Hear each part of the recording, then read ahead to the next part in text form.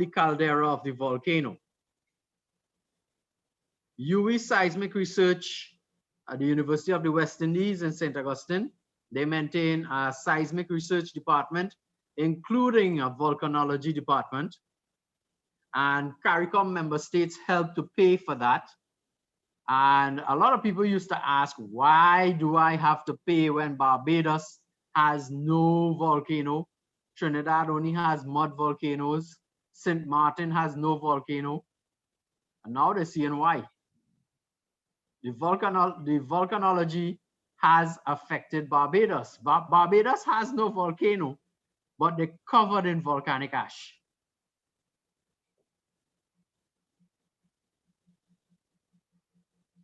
So a volcano eruption, just like an earthquake, would have far-reaching implications for nearby member states.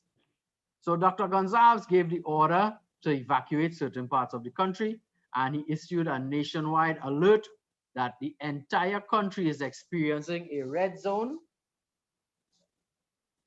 Right? It's now a red zone. And that means the entire country is on alert to possibly evacuate the island. The only other island in my time that had been totally evacuated was Montserrat. Barbuda had to be evacuated post-hurricane, right? That was last year or the year before, forget. But St. Vincent was prepared to totally evacuate 130,000 people. They had no idea where they were going to put all of them, but St. Lucia welcomed them. Grenada, the Grenadine Islands, Trinidad didn't welcome them because Trinidad has a strict border closure issue with the COVID cases climbing and the number of deaths climbing in Trinidad. So it's not that Trinidadians are stingy. It would be a little bit immoral having a COVID situation to have Vincentians come here to live in a camp and contract COVID. St. Lucia more or less has a stable COVID situation. Like Barbados, they got their vaccines before we did, so they were able to welcome Vincentians to their shores. Okay, so it's not that Trinidadians just stingy. We in making the risk assessment, we couldn't invite, even though you're a refugee, couldn't invite you here to run the risk of infecting you. So we did send aid. We are sending a lot of aid still. Aid is continuing to pour in. There were 4 cargo planes from the UK that brought some relief supplies, including an entire field kitchen. And these were landed in Barbados. And they're going to make arrangements to ship them over to St. Vincent, if not today, tomorrow. So one major thing, when you have a lot of people displaced, in the panic of the situation, if you have to hurriedly leave your house, how much food can you realistically take? How much stuff can you pack? How much clothes can you take? All these things weigh something. And you put all these things together in a bag or a suitcase, can you carry it? So emergency response planning on a personal level, when you're packing for emergency departure from your house, plan well exactly what are you going to pack and how you're going to carry it. And everybody who's listening to my voice tonight, make sure after this class, you go online, you get to reading, and you make your personal plan for yourself and for your home. Look at what the emergency by where you live is going to be. If you're in the hurricane belt, if you're in tornado alley, if you could be snowed in, if you live in the forest and you could suffer bushfires, What do you need to pack in a bug out bag so that you give yourself a fighting chance to live through and after an emergency situation? Preferably put it in one backpack duffel that won't weigh you down or tire you out too much if you have to move. I'm not saying to be a doomsday prepper, that's entirely up to you, but common sense tells you to plan for an emergency. Because if you don't plan for an emergency, when it takes place, you are at the mercy of the intricacies of an emergency. If a fire takes place in your house, and God forbid, do you know how to get out of your house in pitch blackness?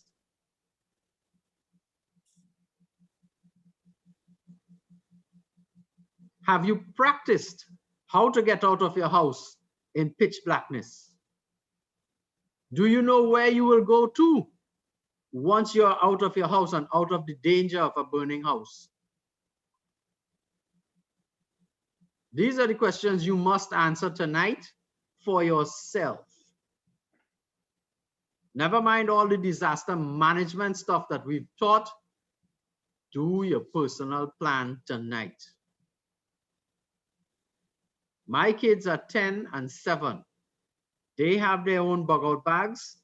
In it, they each have a folding knife and a flashlight. They each have 2 bottles of water and 2 changes of clothes, 1 small foil blanket. You could get those at any CVS pharmacy, right? It's called a thermal blanket. It will keep you warm and it will keep the rain out. They have some identification papers. They have a map of our general area, and I've taught them how to read the map. They each have a compass also, small compass. They have some candy bars because you may get hungry. They have tuna with the ring pull. You know the cans with the ring pull? They have tuna and crackers. And they have a couple of MREs in case they meet an adult who could access fire for them, right? Because they don't, I don't allow them to use fire right now to cook and stuff. They do help with prep, so they're handy with knives. But when they get a little older, I'll teach them how to use the fire. And they have a couple of little toys in that bag. With the clothes, they also have hand sanitizer and extra socks and underwear. And next to that bug out bag, they have a jacket and a cap, a pair of sneakers, and a walking stick. Because in an emergency, people, nobody is going to really be your friend. It's every man for himself. I'm telling you what I lived through. In an emergency, communities don't really come together very well unless you've done the work beforehand to prepare your own community. People won't come together. All the crazy stuff that you see in the movies where everybody's running in a panic, that's what's going to happen. In St. Vincent, the people were warned since November, and they played over and over and over the evacuation routes for those areas they expected to be hit. Right? One of the major infrastructure problems is that St. Vincent, being a tiny island, didn't have enough public transport to go get all these people. And some of the roads are so narrow, it's like one-way traffic. So it was a little bit of a logistical nightmare to make multiple runs to ferry people out using buses and minibuses. But they got the job done because in their minds, they were prepared to do just that. They had done the planning. All right. And they had practiced the plan. They had talked the plan and they knew what to do. And like I said, I have not heard any news of anyone dying from this volcanic eruption, which I would consider a success. So kudos to Dr. Ralph Gonzalez and his evacuation that he just executed.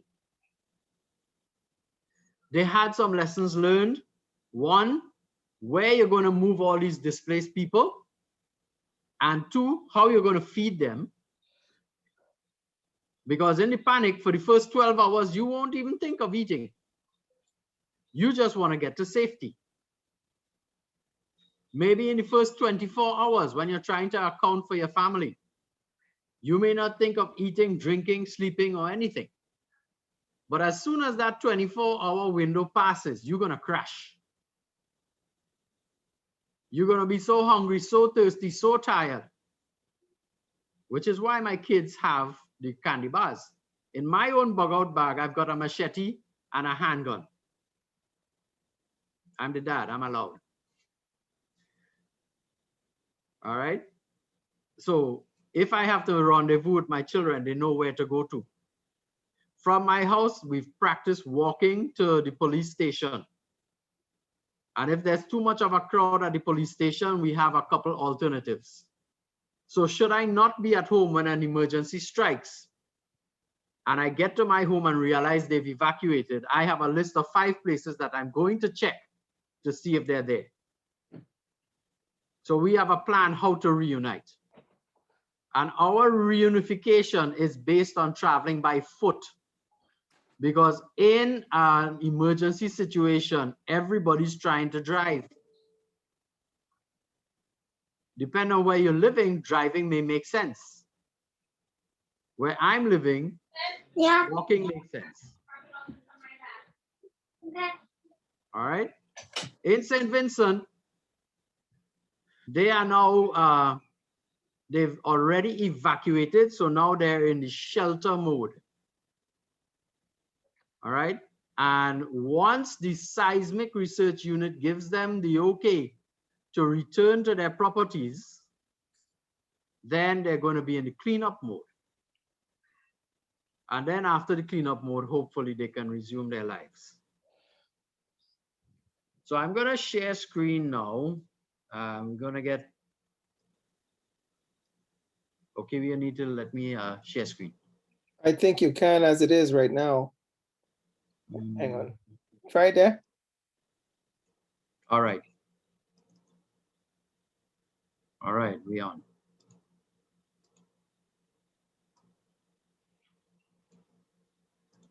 All right, so last time we stopped at, we stopped a little further down, but I just want to review a couple things.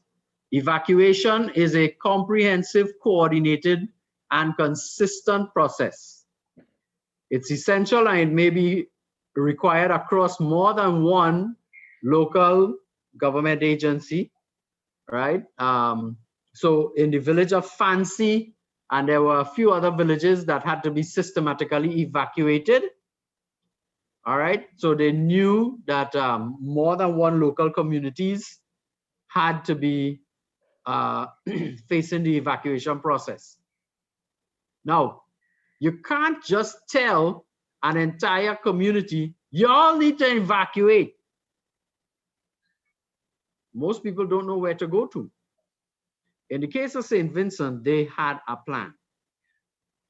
I want to give a little shout out to SEDERA, the Caribbean Disaster Emergency Relief Agency. They did a lot of work in St. Vincent when the volcano first shook up. They had a lot of people go across to St. Vincent to prepare the community and work with people in fine-tuning the plans. All right. So during the evacuation process, they needed to let the residents and tourists know where they were going to and where, how long to expect to be there. You know, there's a lot of planning that goes in. What's going to happen to you when you get there? What arrangements will be in place? What you should walk with? Okay, you certainly should walk with a couple changes of clothes because at a shelter, nobody has your size or your fit. That's not catered for. All right, so even though there were some significant rumblings in December on New Year's Eve, There was a lot of rumbling and fire in the sky in St. Vincent, but it did not warrant an evacuation at that time. Okay, so when the tremors started increasing and they got the news from the KIWI seismic department, hey, the eruption is imminent now.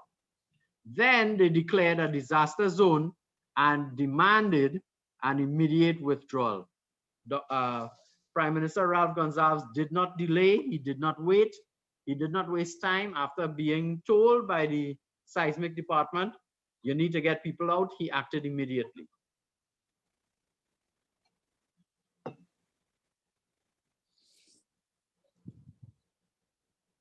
Okay, so they had the warnings from before Thursday, and they started the withdrawal, the physical coordinated movement of exposed persons to the safer zones. Okay, so they had some lessons learned. They had never practiced this before. All right, so they had tabletop planning. They tried to educate the community as best as they could, but they learned, so should they require another withdrawal, because volcanic activity is something you simply can't predict. They know they have some work to do in terms of traffic management, the evacuation routes, the transport capacity. And they also realize that at the shelters, even though Vincentians are rather peaceful people, with the panic situation and heightened stress levels, they had some security issues. And then there's assisted withdrawal that we talked about, for example, old people's homes and orphanages. So now they're in the shelter stage. This is where refuge has been provided to the evacuees at a facility or safer location. So people have to be received, you have to account for people, and you have to give accommodation to the evacuees. You have to make temporary provisions for them to have some rest, to get something to eat, to relieve themselves, to be sheltered from the rain, etc. So the hazard may be threatening to impact a community, but evacuation may not be required. For example, a couple of villages in the west of St. Vincent, to the south and west, did not require evacuation. All right, these people were still in the yellow or green zone, and they did not have to evacuate, but they were put on notification to monitor the current situation and to look at their neighbors and family needs and get prepared. Okay? So think about it if you're an evacuee and then last night it rained. It rained a lot in St. Vincent. Even though this is supposed to be the dry season in the lower Caribbean, it rained a lot in St. Vincent. And it was partially due to the dust, as well as heightened activity in the Intertropical Convergence Zone, the ITCZ, which is responsible for birthing the hurricanes in the Caribbean. We didn't have a hurricane come across, but we had excessive moisture meeting up with all this ash in the upper atmosphere. And the ash served as a precipitating seed, and it caused a lot of rain. So that is actually kind of helping the cleanup effort, where it's at least washing your roof off, but it's clogging the drains, it's clogging the guttering, because volcanic ash is heavy. It's as heavy as sand. So imagine wet sand that was, when it was dry, it was 3 to 6 inches thick, then it suddenly gets wet. It's not going to flow very fast. And it's all going to accumulate and gum up. Okay? So they're in the process of being evacuees. Now, what if they get to return home? What's going to happen then? Returning home requires careful planning to ensure the process is well managed and coordinated, and preparation before the onset. So certain villages, they will have to have an evaluation of the conditions done. There's some places where the volcanic ash came down so heavy, they have to use mechanical means to remove the ash from the road and make it safe to drive. All right, so emergency services and work teams will go to some areas and prepare the place. Some people will be allowed to return to certain areas of where was evacuated. Some people may be allowed to return during daylight hours to make preparations and repairs. And then there'll have to be officials doing an evaluation to then determine when it's truly safe for you to return. So like any other disaster situation, logistics is the most difficult part. And as I mentioned before, logistics is better suited to people who are a little bit OCD, obsessive compulsive disorder. If you have the attention for details, logistics might be up your alley. Okay, I'm not a behavioral specialist, so I can't say it will be. But I always tell people, try it once. If you like it, that's good. If you don't like it, you learn. All right. So from island state to island state, there's currently a lot of logistics being worked out in moving both people and aid material. Okay, and in St. Vincent, there has to be people whose role is to account for everything that's coming in and going out. The main reason is that when I put in a claim to have my operating costs for my vessel reimbursed, I have to have some kind of records. First, somebody must be able to verify that my boat actually got there and we took stuff off. I would have a deck list that says all that I loaded and match that with all that's offloaded. And, you know, it's a lot of paperwork involved. Okay. And this is where the logistics people come in. Requests for assistance. The request for assistance went out at the same time Thursday night from Dr. Gonzalez to the CARICOM at first. Later on, when he gave a brief address to the country, he gave a call to the Commonwealth for additional aid. This was when they knew they had to evacuate a large portion, almost 40% of the island. Fortunately, that 40% was the sparser populated area. Okay, so in essentially 1/4 of the population, or which lived on half of the landmass, was evacuated. An RFA, when you issue it, you have to have someone that monitors the status. I placed a call for aid to Great Britain. Somebody needs to be there to answer the call. When I place a call for aid, they have to know how to get in contact with me because they need to verify what I need. It doesn't make sense that they send caviar. In an emergency situation, that is not what I need. They may have an excess of caviar because they're making it. Who knows? I'm just using a crazy example. But in my disaster situation, caviar is great and everything, but it's not what I need.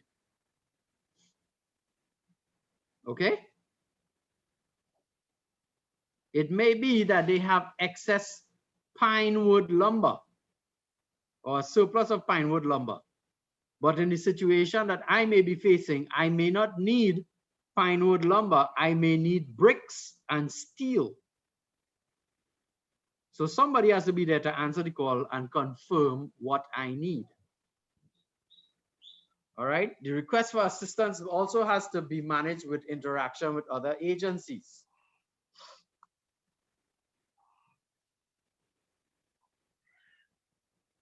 Right, and this diagram, you can study this, is simply a flow diagram to help you understand the process in managing requests for assistance.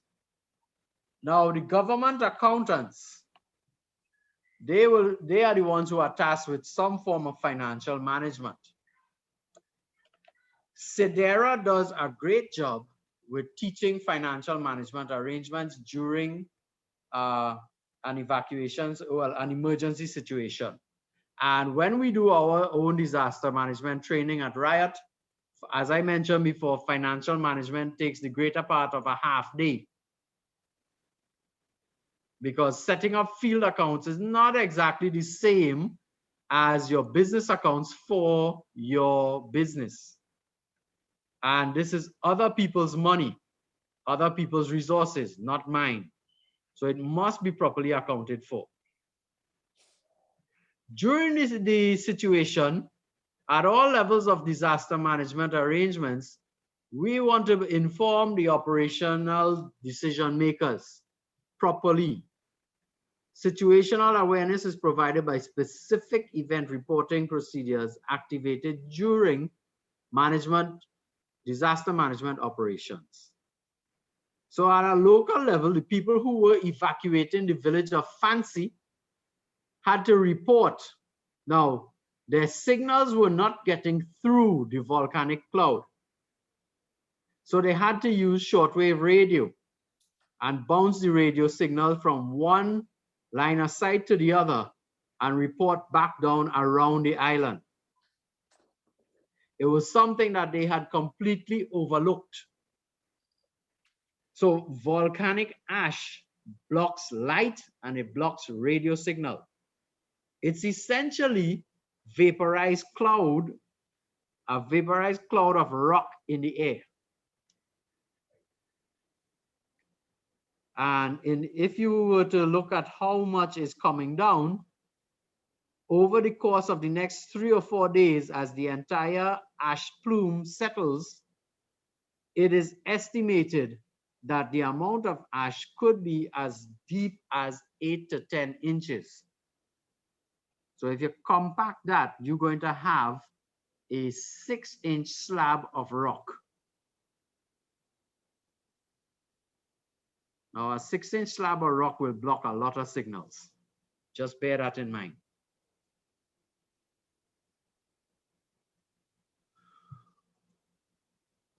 Right, we talked already about operational reporting. The tasking logs, all the people who are employees of the government or employees of the agency. For example, those soldiers who left Trinidad this morning to go and set up the field kitchen, the second in command, his job is to maintain the tasking log. And that tasking log may contain details of the operational tasks they have to undertake, time and date of commencement, the agency and responsible officers that they're going to interact with, all the contact details, the date and time of completion of the task, and every other detail that's necessary, right? You'd also want to log problems encountered, different people that you've talked to, etc. The people who were in charge of the evacuation of the villages, as soon as they completed their task on Thursday night, they had to debrief. A hot debrief is conducted immediately after the response operations conclude. They can share learning points while the response experiences is fresh. But for a lengthy operation, it was not possible to do hot debriefs, so they had to have a post-event debrief on Friday. Right? And one of the main things for pushing that post-event debrief on Friday is to allow the responders to get some rest, and also for them to pick the minds of the responders to make sure that nobody was left to fend for themselves up in the villages that had to be evacuated.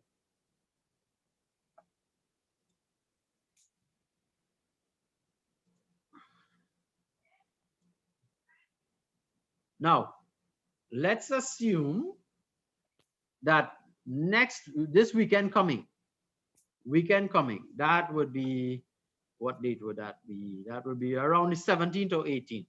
Let's hope for St. Vincent and the Grenadines that by the 18th, they can return home. Now we get into the recovery phase. Community recovery from disasters can be a complex and often lengthy process. There was an address from the Minister of Public Affairs in Barbados today, where he talked to Barbadians he gave them some tips on the recovery process after the ash fall, what to do with the ash, how to handle the ash, you know, how to protect yourself, and you know, what are the things that should be cleaned or try to recover first. It was a pretty informative 5-minute WhatsApp video that he did. And I'll try to share it with Dr. KALLOO, and he may share it with some of you. So prevention, preparedness, response, and recovery.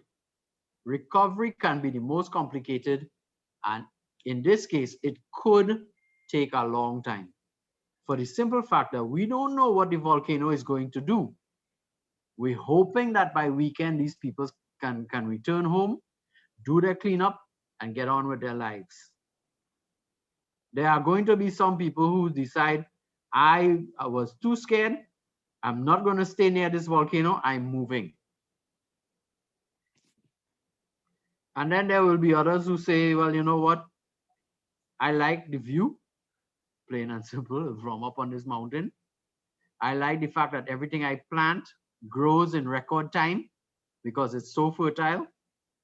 And I'm going to live here and have a strategy for if this volcano rumbles. But at the end of the day, whichever choice they make, a community-led approach will support the rapid restoration of services essential for human well-being, and it would present an opportunity to build resilience and improve community circumstances and preparedness beyond the pre-disaster status. So where St. Vincent realized some of our roads are just too small, it's difficult for the buses to navigate, especially in an evacuation situation. That is going to have to be something that they have to address, to widen the roads, as well as provide some more buses on island for when next this event occurs. There are some principles in recovery planning and its operations. We have to know the context, the existing strengths and capacity, the past experiences of the community, the risks and stresses faced, sensitivity to the culture and diversity of the community. We need to know those of us who are more vulnerable, the importance of the environment to people and their recovery, and be acknowledged, as requiring a long-term sustained effort by the whole community. So the community of Fancy is now united by geographic boundaries with other villages that were evacuated on Thursday night. They all have to use the same route. Recovery planning operations is complex. There are a lot of effects and impacts from a disasters, and they could also leave long-term legacies. The entire change of a mountain that was 4,000 meters in height has been changed and is subject to change again. The entire landscape of the north of St. Vincent and the whole of Barbados has been impacted by ashfall. All right, the community has diverse needs, wants, and expectations. I can tell you that the cannabis growers in the village of Fancy are anxious to get back to see what this volcanic ash has done to their crop and what it will do for further crops. Because Barbados was grateful. In the long run, it's a little inconvenience now, but the ashfall has fertilized the whole of Barbados.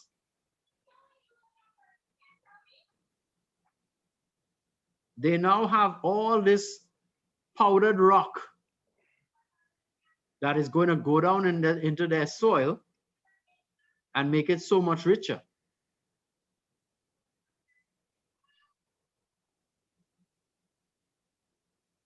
So those of us who know some soil chemistry, you can think about that.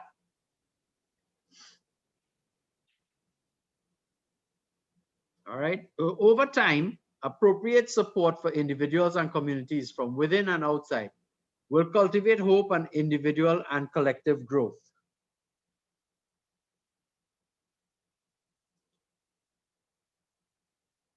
So there is some value in using a local community-led approach. This will assist and enable individuals, families, and the entire community to participate in their own recovery. If there were houses that were destroyed, having a whole community come together will help you with the rebuilding process. All right. A whole community can clear a road better than I alone can. All right. They will need different support, different levels of support at various times. Okay.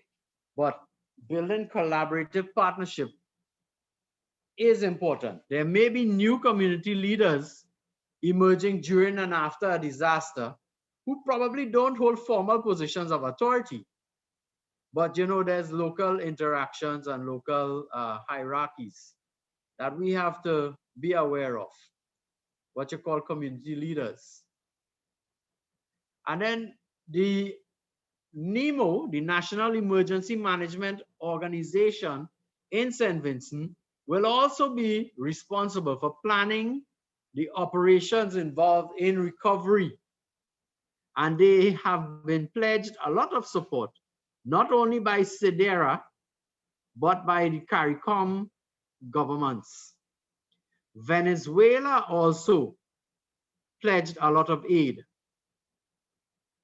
Venezuela pledged to, I forget what they said they would send, but Venezuela saw the situation they were in and they pledged aid. And most of us know that Venezuela is in societal decline, but yet their military pledged aid.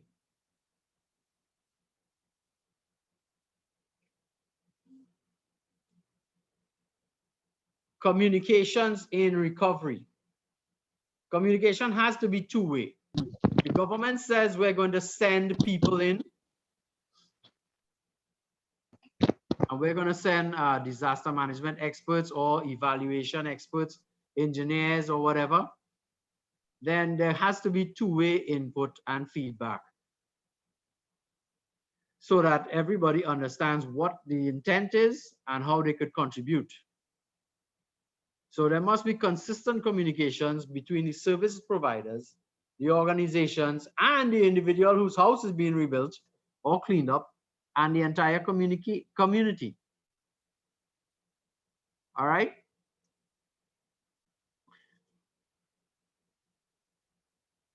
Building capacity.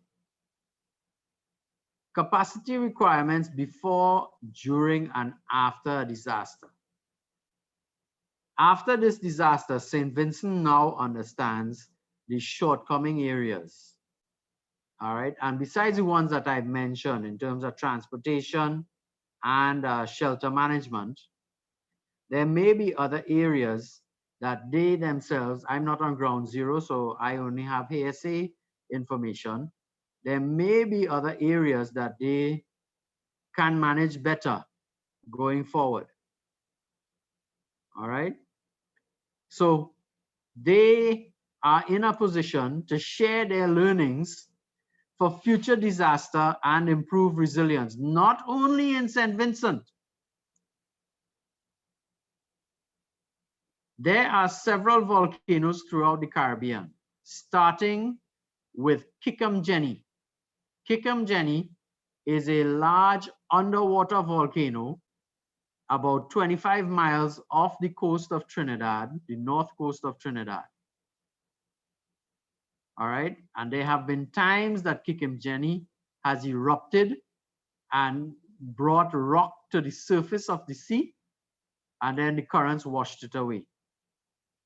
But this is a hot volcano. The next one is in Grenada. Grenada, The word la soufre is the French word for sulfur chimney, as so I've been told. So soufre is the word that the mulattoes call any volcano. The English word is volcano. La soufre is the French mulatto word for volcano. I don't speak French, so I'm going with what I was told. So Grenada has one. It starts with Kissimmee, then Grenada, then St. Vincent.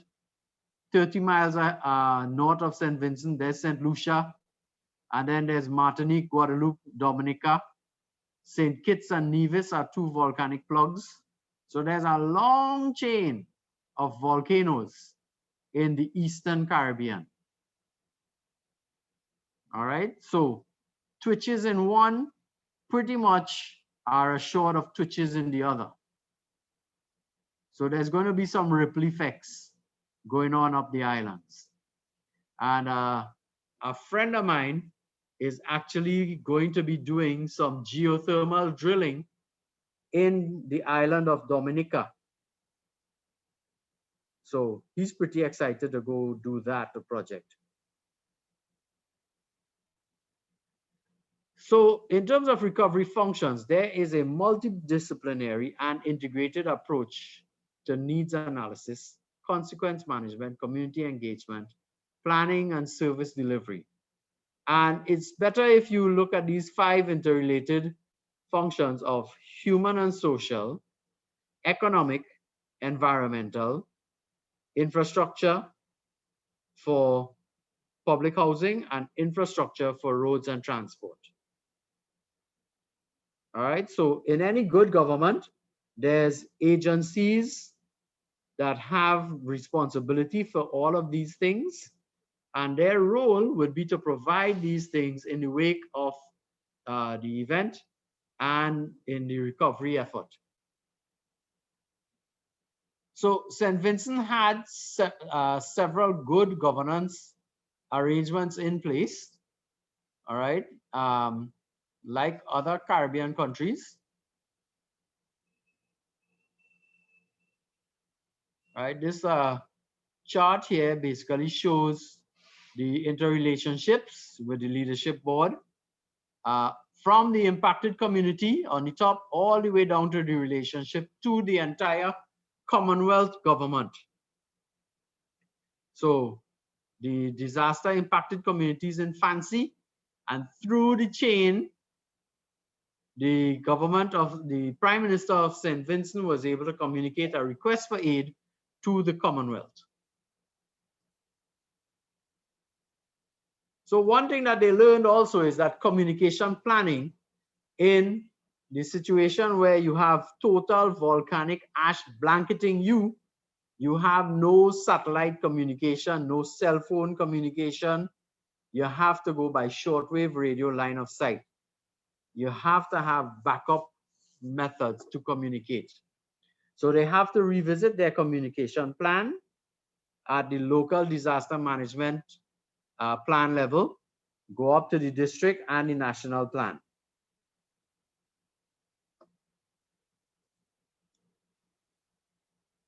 All right, so we had talked about when the disaster occurs, all right, we have the immediate response. Phase 1 is post-impact relief in terms of the recovery. Phase 2 is reconstruction. Phase 3 is transitioning to the new normal. And then we return eventually after all of this to business as usual until we're interrupted by another disaster. But in this closed loop system, we're all about improving our resilience in that community.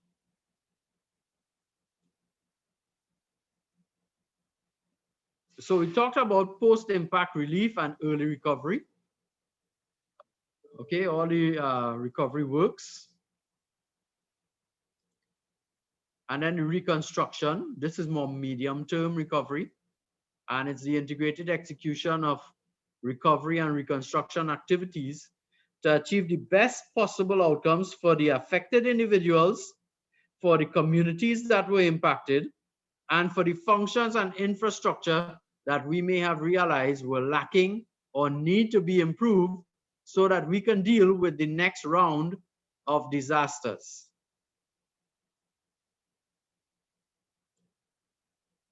And then the transition, where we hand over the recovery and reconstruction responsibilities to those who are going to be living there. And of course, we have all the lessons learned. Now, St. Vincent could share a lot of what they learned with St. Lucia, with Grenada, Dominica, Guadeloupe and Martinique, St. Kitts and Nevis, because they went through this whole exercise. They know now what worked and what didn't work. So they could share their expertise and their experience as managers of a disaster. And of course, that information would be invaluable to other countries that are facing similar situations. And I would encourage them, as soon as I could get on to anybody from St. Vincent, to make contact with the Chileans, because the Chileans have some volcanoes also, and they would be glad to lend some interagency support.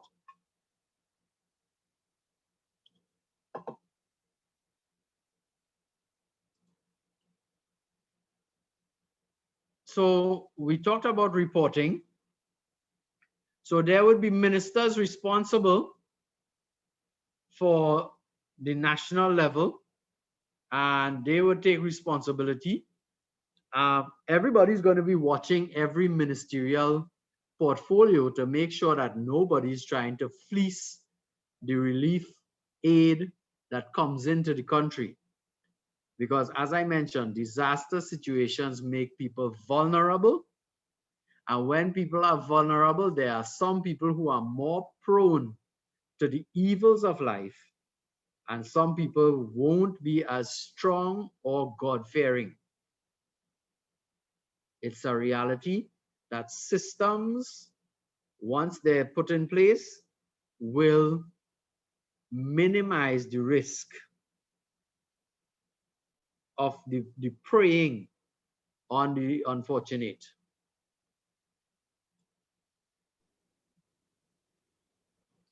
The SIDERA is going to be doing, of course, a review and evaluation of all the response measures and efforts made. All right, they're not an accounting agency, so they're not going to conduct a forensic level investigation into this whole thing. They're going to look for the best practices and the lessons that were learned. Because SIDERA also is going to provide a structured information package to the rest of the Caribbean. And they'll make that information available to other countries, such as those in Indonesia and in the Mediterranean that are affected by volcanic activity, as well as Pacific countries that are on the Pacific Ring of Fire.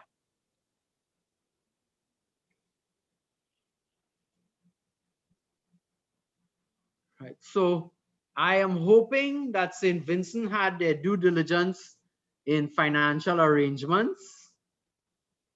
And for example, with my vessel that's going across there with getting aid, that they will have some way to confirm what my rates for normal cargo customers are. And they could confirm that.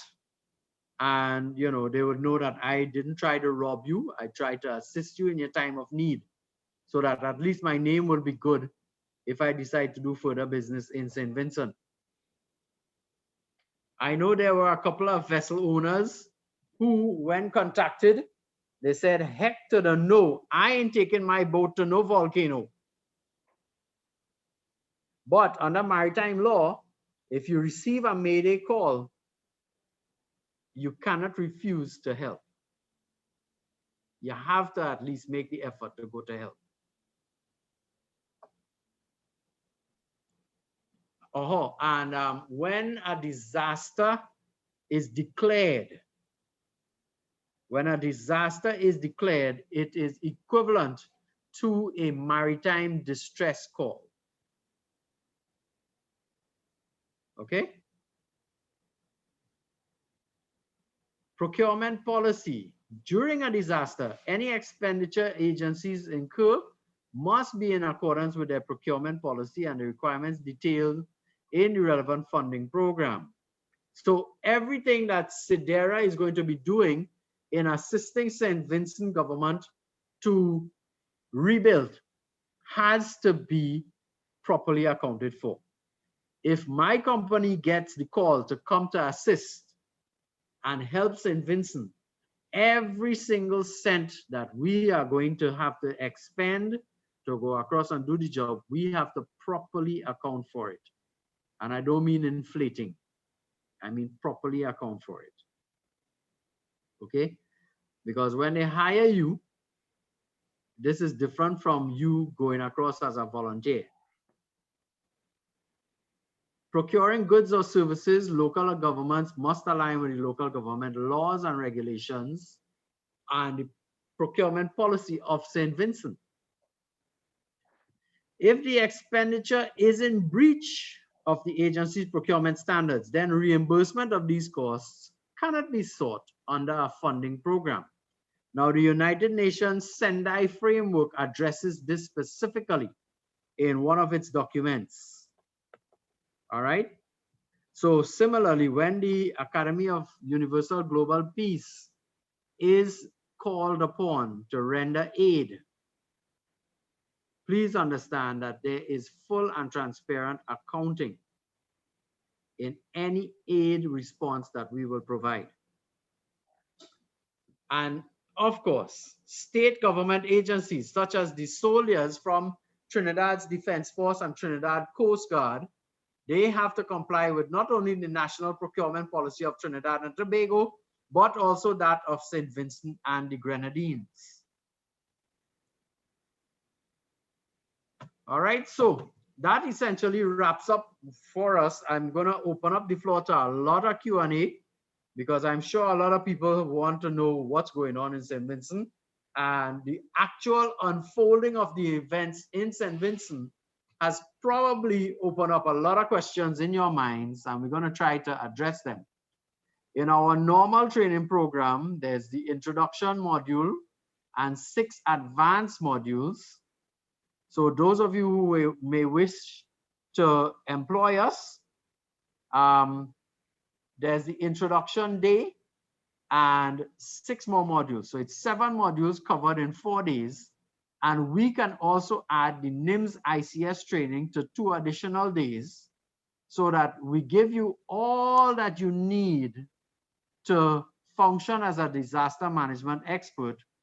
The NIMS ICS training, NIMS ICS stands for the National Incident Management System, Incident Command System, which is a model of reporting and recording globally recognized, and a basic understanding that augurs well for all volunteers, officials, responders, and practitioners. So if Trinidadians go to St. Vincent to work as officials, volunteers, responders, or practitioners, they have to know the NIMS ICS system so that they could talk to the people who are in charge over there. They could talk agency to agency, and they could keep accurate records. The NIMS ICS training is very interactive. It's very practical. It's very difficult to teach NIMS ICS virtually because of how much interaction is required. Dr. Damian. But we can follow all the COVID protocols in conducting a NIMS ICS class. Dr. Damian. Yes, sir. All right, so stop sharing your screen. I believe Esther Duff raised her hand. She has a question to start the ball rolling there. Yeah, if I'm not mistaken, Esther is from St. Vincent. No. Esther, you know what? I let her answer that. Go ahead, Esther. Esther is in Trinidad right now, nevertheless. Esther, you can unmute. Okay, she's on. Yes. Good evening, Hi. everyone. Good evening. Hi. Hi, Dr. KIWI, Dr. Damian, and everyone else. Yes, I am a Vincentian national living in Trinidad and Tobago for over 33 years. I have experienced the volcano, the eruption in 1979. I was about 11 years old at that time. At this point in time, I'm trying to get some stuff across because my relatives are there. And thank God they are all in the safe zone. But for how long that area is going to remain safe, no one knows. No one knows. And food and water is very, very critical at this time. And I have some items that I would like to get across. They have been doing some collections. As soon as possible. I would like to send it over the normal way with the drop it off at Tima and so on and get it across, but there are no telling that it is actually going to reach them as individual. While I am willing to help the country as much as I can, it would be remiss of me to send stuff to St. Vincent and then my family doesn't get a hold of it. So Esther, let me just step in for 1 second real quick. So I think you can coordinate directly with Dr. Damian, who have access to that. Also bear in mind, the Rose Foundation, I spoke with His Excellency Belgrove earlier this evening. He is also in the midst of assisting with aid to St. Vincent through governmental and non-governmental. So I think we would need to have a conversation about that offline. Okay. We do have people that's sending aid. While my vessel is going there, we have a little limitation. My people are not, my crew is not allowed to disembark for COVID reasons. Okay. So even if we have a labeled package, we could get it to St. Vincent Shores, but then we don't know how to get it into their hands. Well, that's a conversation, as Dr. KIWI said. That part of it has been arranged. It's only to get it there. Getting it to St. Vincent is, yes. All right, so I think we need to speak. So right after, we need to talk. Okay, great. We'll speak on that after. Okay, great. Thanks a lot. Dr. Damian, seeing that we have Chief Tonic on with us, I'm going to ask him to come on. Maybe Dr. Damian, you can converse with him on with everybody else to, for the benefit of information. Sure. Chief Tonic, you're good? Yeah, I'm good. Excellent, man. And it's nice having you guys on board. You don't know Damian. You know, good information, but some things I don't agree with certain stuff, especially with the COVID, because that's fake. I'm telling you that straight up, because I have all the evidence behind that. But besides that, it's I a little reported what I was told. It's a little hectic over here with the evacuation process, especially in the country. It's somewhere between 25 to 30,000 people within the leeward and the country, and they're affected with the within this little act of Mother Nature, because that's Mother Nature. That's something you can't fight against, right? Yeah. This is universal. So wherever there's volcanic and wherever people play around, and like I hear you mention about somebody's anxious to do geothermal energy, but in the line of Mother Nature, that violates the laws of the universe and it will cause the volcano to react. Okay, so Ralph did that here too, and that could have been one of the essence why we have a little bit of disturbance and the volcano react the way it react.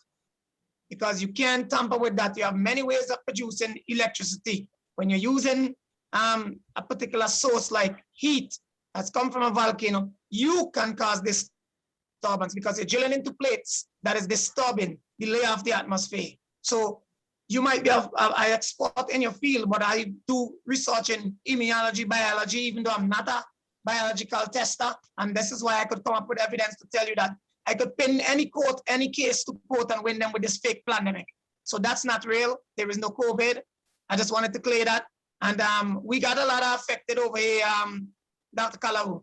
A lot of people is homeless, a lot of things going on, and a lot of people in shelters. And in the leeward end and the country anyways, mostly affected. You could see it's like a ghost town in most of those places. Only few houses, certain people remain and decide they're gonna fight it out. And I don't blame some of them because it's basically once you didn't get actually touched by lava, something bad, ashes is not actually bad enough. Ashes is not bad because there's a clay come from ashes that is actually good for your body. The animal use and everything, it can detox, it can protect the skin from stuff like rashes, like herpes and all these things. So volcanic ash is very good for you. It also is nutritional for the soil. It replenishes the soil. So it's not bad as what they try to claim. It's just knowing it and how to apply it. Yeah, so it's been affected pretty bad over here in those areas. I feel sorry for some of the people and them, but hey, you know what? The volcano is doing its job. Nature has to replenish the earth, do certain things at time. I guess those who was in harm way, they just gotta evacuate, be safe whenever the thing is ready and they feel like go back. Like you say, some will go back and some will abandon. Some people will feel it's gonna be too much for them to go over that the next time. And some people will definitely do not repeat that process. It's like you're getting burned one time, once bitten, twice shy. So most people, in some cases, some people will not go back. Some people will ignore that because they know it's actually nature and they will have to adjust to live with the laws of nature. For me, I would not have been bothered by that neither. I would have been right back there. I actually would not have been moved because I go in harmony with nature. So I would not have moved neither. This wouldn't shake me. This wouldn't have done nothing to me. I'm not disgusted by Mother Nature doing its activity and replenishing the earth. For some reason or the other, this is more than just replenishing. This is an act of putting a message to certain set of people who is in high power. Because like you read the Bible, wickedness in high places, for what they're doing, they've been warned to stop and revoke themselves from what they're doing. Because you know the Bible and you know Christianity and you know what it says about wickedness in high places. So there's people in high places who's been doing a lot of wickedness. So part of this is a warning to them. Rebuke yourself from what you're doing. So it's just an act of nature, and it's also a banging to those who think that they could go around and do what they feel like, especially in areas what is not calling for them. That belongs to the indigenous people. So it's a strong message there, and in many ways it replenished the earth, and people just have to be aware of what is a disaster like a volcano is, and don't put themselves in harm's way to go closer to the volcano to say they're gonna live. So they gotta be more cautious of what they're doing. So love light to everybody. All right, thank you, Chief. Thank you for your input You're on welcome. that.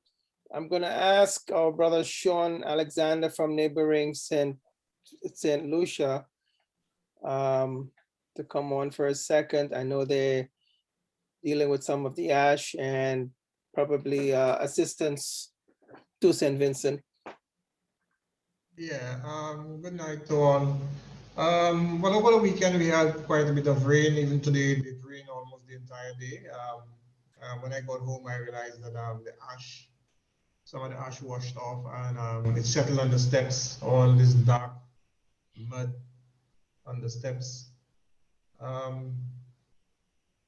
I am not sure what response. I know that our doors are open to persons from St. Vincent to come in. I attended a meeting this morning, and I know some of them, they were placed at 2 or 3 different hotels in quarantine until such time. So I know that the government will open up the doors. I attended a meeting also where they look into, since the school will be reopening next week, to probably take some student in until they can continue their education via school in St. Lucia. So I think the ministry is working on a plan where they can put persons at various schools to continue their education. So that's where we are now. And just on the side, I invited some persons from the chaplain, the St. Lucia Police Force chaplain, to join us. I know that we will continue tonight on Dr. Damian presentation of disaster management. But these persons who join us tonight, they are the ones who started the chaplaincy in the police force, and I invited them because it was a good opportunity for them to learn what the chaplaincy is all about, and for them to learn more what it's all about, how they can assist members of the police force. Because I think our members, we need help in various areas, even spiritually.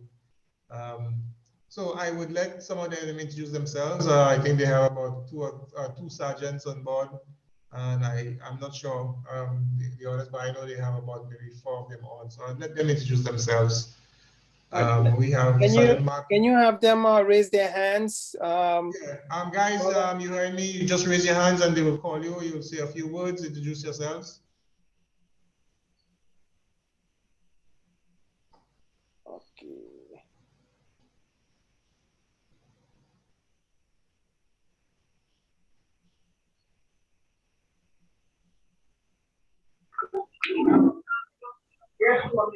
Greetings. So Prophet is on. Okay, go ahead.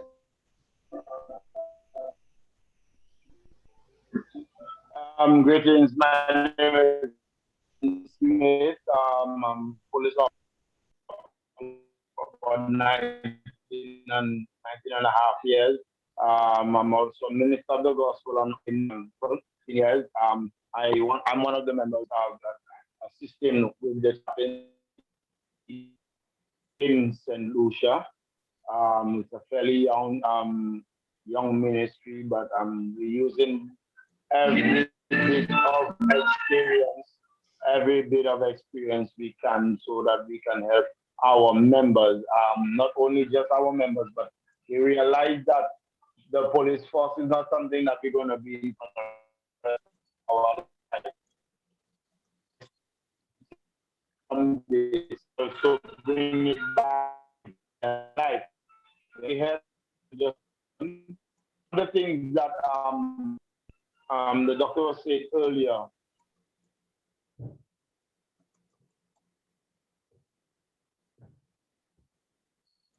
Yeah, I think the signal is terrible. Didn't quite do justice to that. I'm going to bring Andre on. Andre Marquis.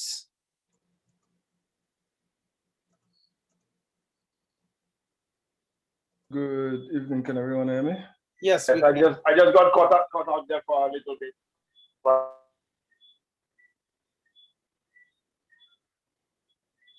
Okay, good evening, everyone. And yeah, go ahead. Yeah, thank you very much, ASP Alexander, for the invitation.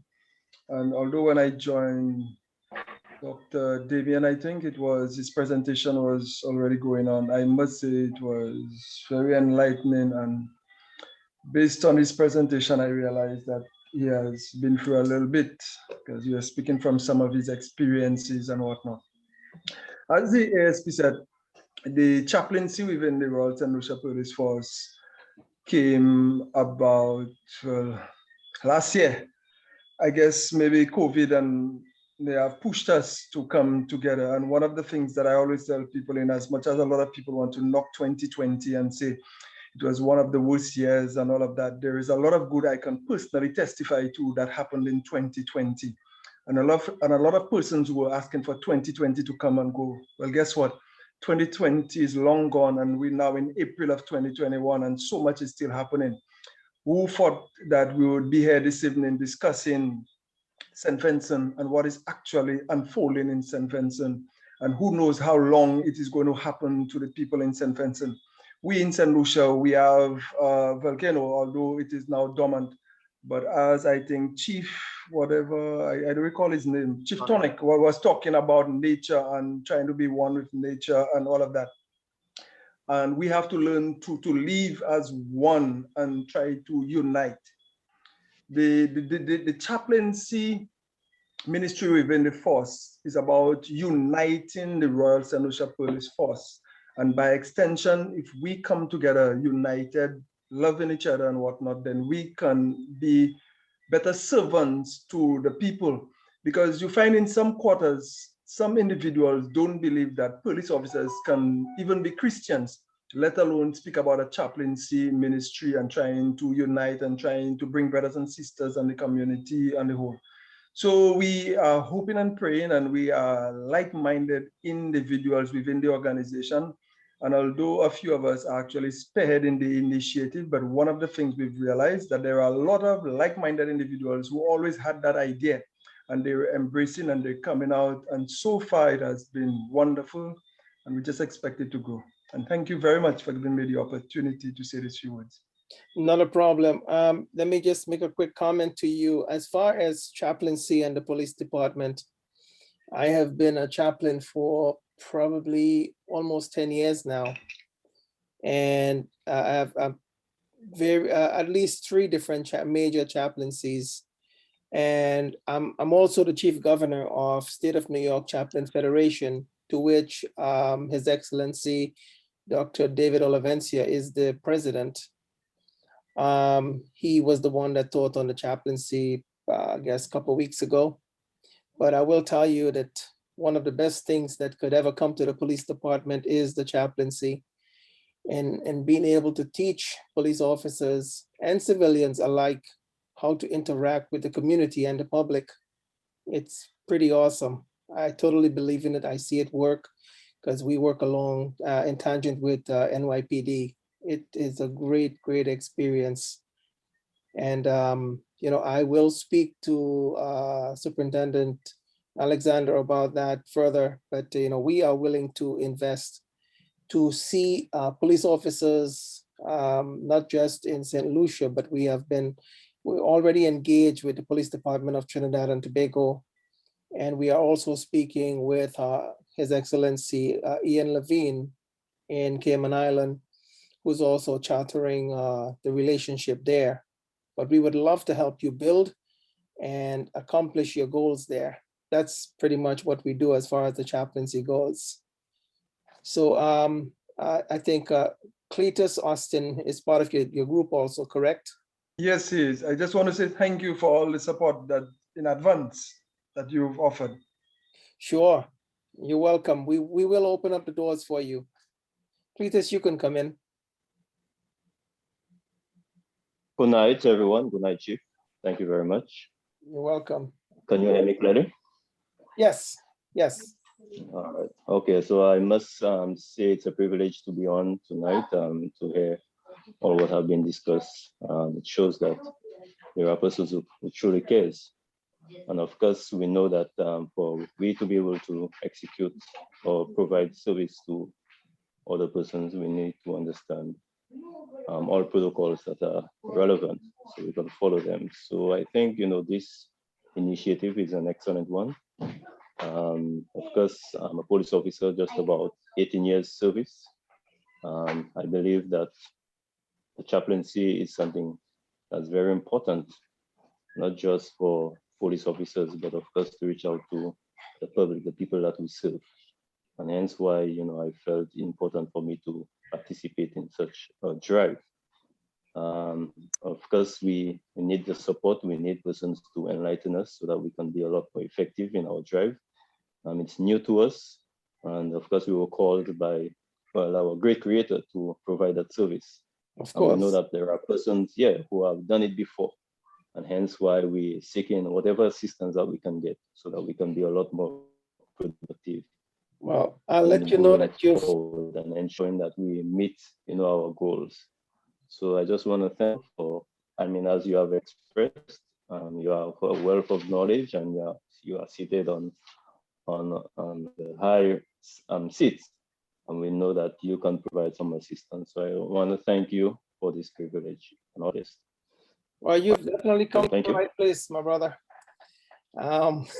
You know, our first goal here is, as you know, we are a Christian foundation. I have been in ministry for 35 plus years. I've been a pastor for a little over 25 of those years. And actively in ministry, always been. And that's how I'm going to be for the rest of my life. But as far as the organization goes, we have a group of wealth, the people that's involved with their hearts into it, and we will support, we will be a blessing as much as God allows us to pour in. So I see, I'm just going to go back to Prophet Smith here for a moment. I believe he might have had another question. I see his hand still raised. Did you have another question, Prophet? No, I was saying something and I got cut out. I got bumped All right. out. The internet had some issues. That's okay. I was saying it's a real honor. I want to thank ASP Alexander, you know, for bringing us on. Also, I want to thank, because I do believe that one must give respect to those who have gone before you, and if we're going to understand our future, we need to understand our history. And the fathers that have run before us and those who have gone before us, they carry a wealth of experience. And I want to thank you in advance for offering up that help to St. Lucia, because we do need it. I want to thank you in advance for all the help. Also, Dr. Damian was saying something. I came in a bit late on what he was saying, but one of the things I've always said in commissioners' meetings is that we rely too much on cell phones. And in terms of emergencies, we will, when the opportunity comes for us to go back to 25, 30 years with one natural disaster, they will see the need for not for doing away with things like VHF radios and stuff like that.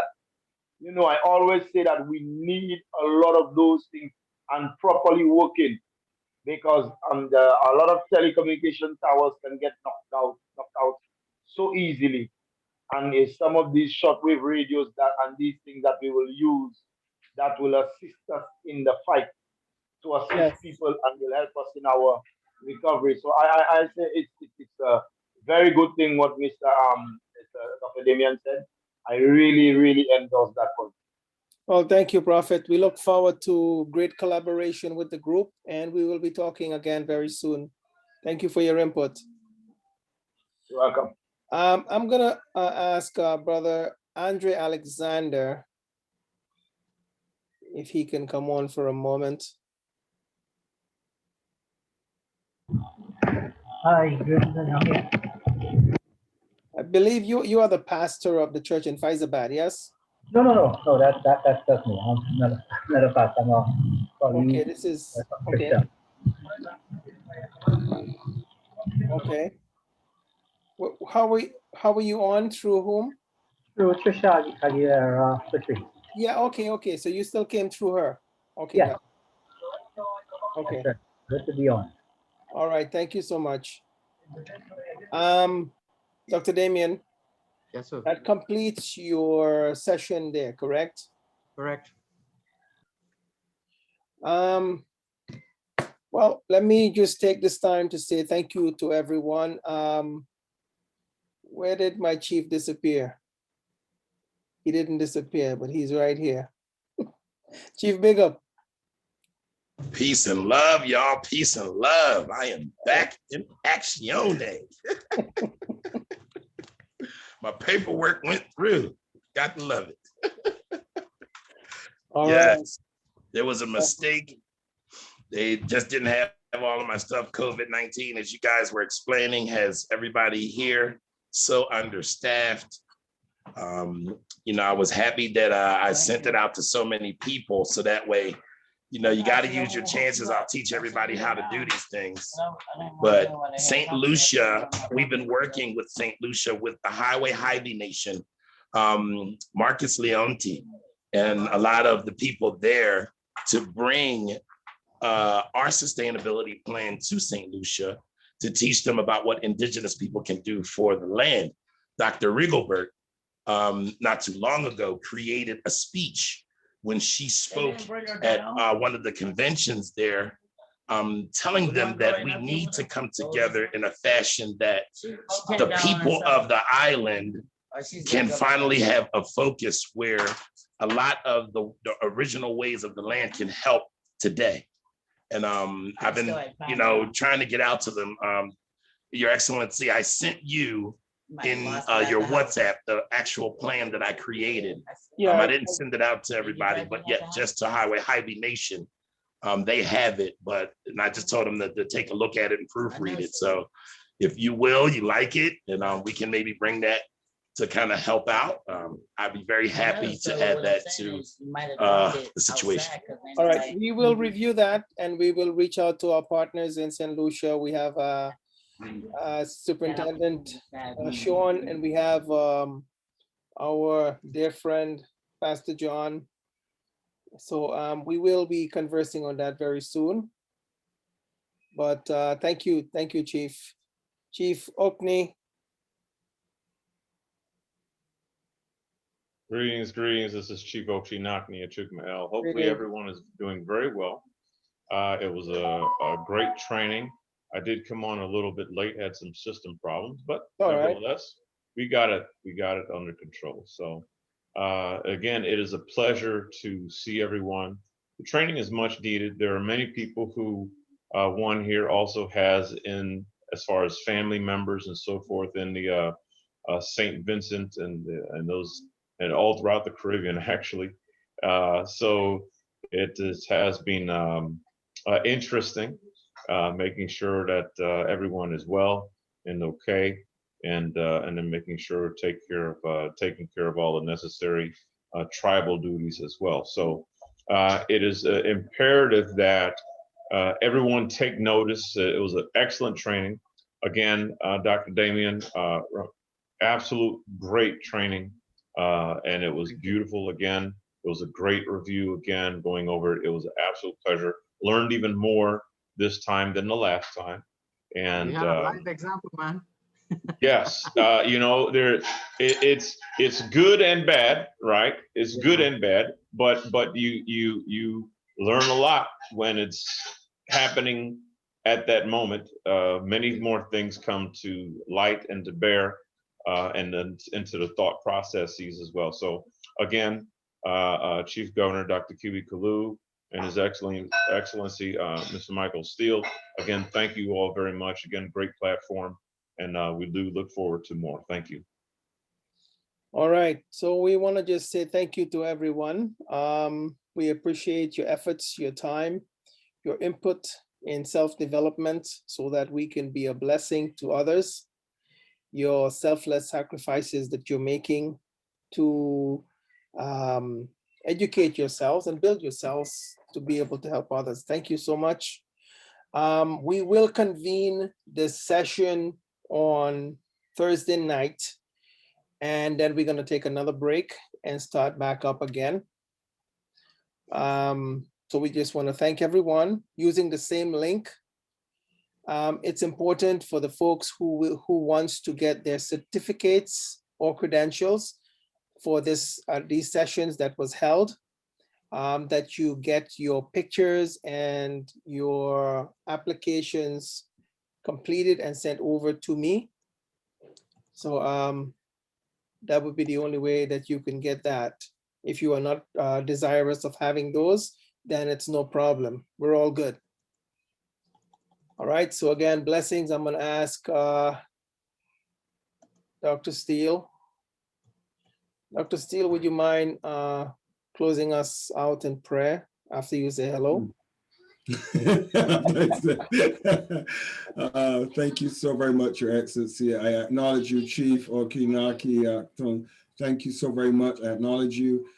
Tonic, I want to join in solidarity with you as well and the people of St. Vincent in expecting good, favorable outcomes.